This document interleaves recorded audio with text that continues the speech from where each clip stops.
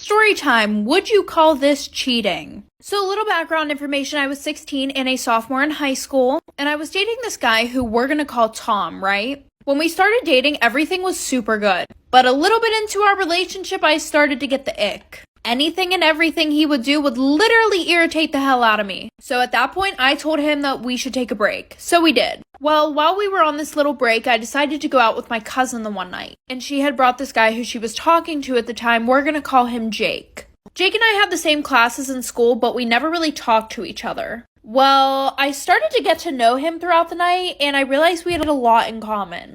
I felt like he was flirting with me, so I decided to flirt with him. When we got home, I had told her how much I really liked Jake. We ended up FaceTiming and falling asleep on the phone together. We all hung out again the next day, and I invited him back to my house. Like for part 2. Would you consider this cheating? Part 2. So like I said, we all decided to hang out again the next day. It was really cold out, so I invited everybody back to my house. And when we got back to my house, we were watching horror films. And I was cuddling next to Jake on the couch. And listen, I wanted to kiss him really bad, but Tom and I had just gotten done with our so-called break. So I decided to be loyal and not do that. Well, a few days after Jake and I talking, I realized that I wanted to be with him and not Tom. So I decided to end things with Tom, and now Jake and I have been together for 1 year and 2 months, and we couldn't be happier. But every time that we bring up Tom, Jake always tells me that I cheated on him. Would you consider what I did cheating? Did you know that the word wrong is spelled wrong in the dictionary? Why would they spell it wrong in the dictionary? Because the correct spelling of the word wrong is wrong. And the wrong spelling of the spelling wrong wouldn't be wrong. That's why it is spelled wrong in the dictionary. Okay, you guys know what time it is. Reasons I'm mad at my boyfriend today, part 7. Number 1, he asked me if I want to go shopping, which obviously means that he thinks I'm a fat whale and that none of my clothes fit me anymore, and I'm just so hurt. Like, I can't believe he would say that to me. Number 2, he went to the eye doctor and got glasses, and I just don't understand why he needs perfect vision. Like, he obviously just wants to check out other girls, and it's absolutely disgusting. Number 3, he only complimented me 12 times instead of 13 times today, and I'm just so fed up. Like, if you're losing feelings for me, just say that. Don't waste my time. Number 4, a random girl held the door for us, and he said thank you, which is such a red flag. Like, he's obviously attracted to her, and he's basically cheating on me. Number 5, he's breathing every single day, and that's just so toxic because I thought I took his breath away, but he obviously just doesn't love me anymore.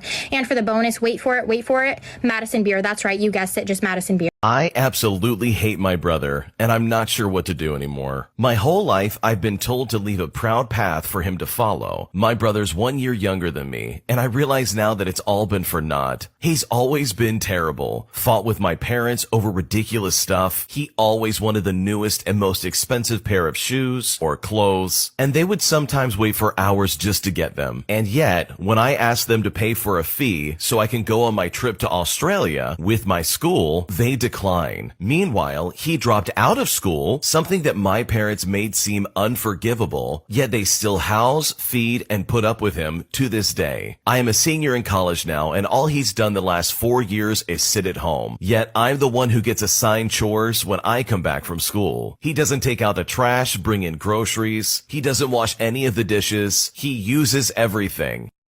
Storytime. I became a stepmom at 22 and my stepkids hate me. So a little background information. I was 22 and working at Hooters, and I had this one regular who literally came in every single day that I worked. I mean, it wasn't really creepy because I did give him my schedule because he tipped really well, but that's besides the point. The one night he asked me out, and obviously I knew that he was going to pay for our dinner, so I said yes because I was hungry and I did not want to pay for food. So anyways, I go on this date and I actually end up really liking him just to find out that he is 40 years old. Fast forward a few months, we start dating, and he realizes that I still live at home with my mom and dad. So he's like, oh, like, you can move in with me, but first you need to meet my kids. And I, thought that his kids were going to be, 2 and 3 years old. No, when I went over to dinner the one night at their house, there were 4 kids who were literally all above the age 13. And every single one of the girls gave me a death stare as I sat down in my chair. Like for part 2.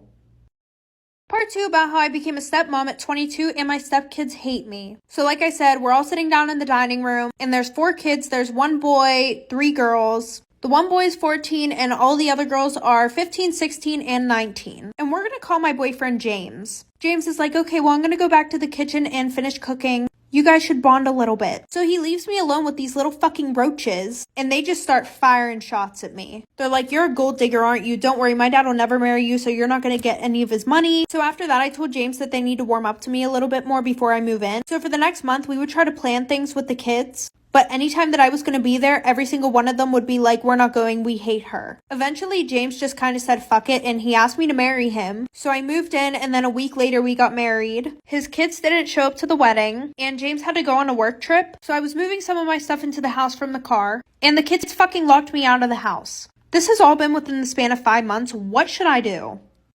Hey dude, do you know what happens if you lose your pen?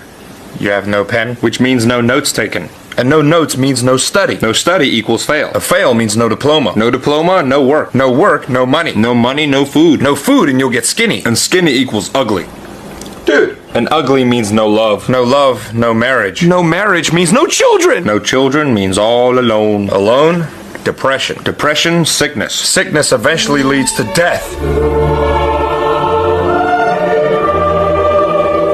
Time about how my best friend and I were dating the same guy. So a little background information, I was 15 and it was my freshman year of high school, and I had been dating this guy for 3 months who we're gonna call Jacob. He was a part of the popular group and was known for cheating on all his past girlfriends. But why would I see that as a red flag? Because I'm fucking dumb. Anyways, of course he was cheating on me too, and people would tell me that. At first I wanted to leave him, but the problem was he came from a super rich family and he was really cute. So in reality, I really only wanted to stay with him so that way he would keep spoiling me with expensive gifts. He would literally buy me anything and everything I wanted. So my best friend, who we can call Taylor, she came over for a sleepover. The whole night we talked about Jacob cheating on me, and she asked me why I had not broken up with him yet. So I told her why I wouldn't leave, and then she hyped me up. She was like, period sis, do what you gotta do. Well, then I came up with this super good plan for my best friend and I both to get gifts from him and use him. So then I came out and I said, you should be his side chick. Like for part 2.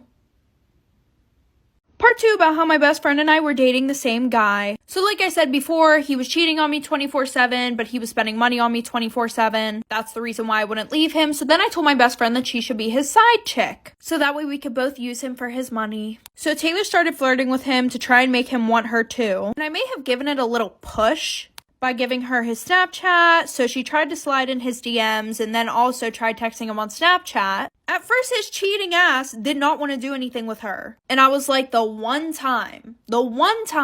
Anyways, he was like, I'm with your best friend right now. I don't think we should do this. But of course, like all boys who cheat, he ended up meeting up with her. And they started sneaking around. Meanwhile, I knew all the tea. Taylor was telling me everything. Taylor started getting things from him 24/7, and he looked so stupid. Well, then we decided to fuck with him one more time. Like for part 3. Story time about how my best friend and I were dating the same guy at the same time. So like I said, she was sneaking around with him. Meanwhile, she was telling me everything. He was buying her gifts, he was buying me gifts, so everything was perfect. But we had one little trick left up our sleeves. We decided that we would both make a wish list and put everything that we wanted on there. And at the end of the month, we would have a sleepover, bring everything that we got.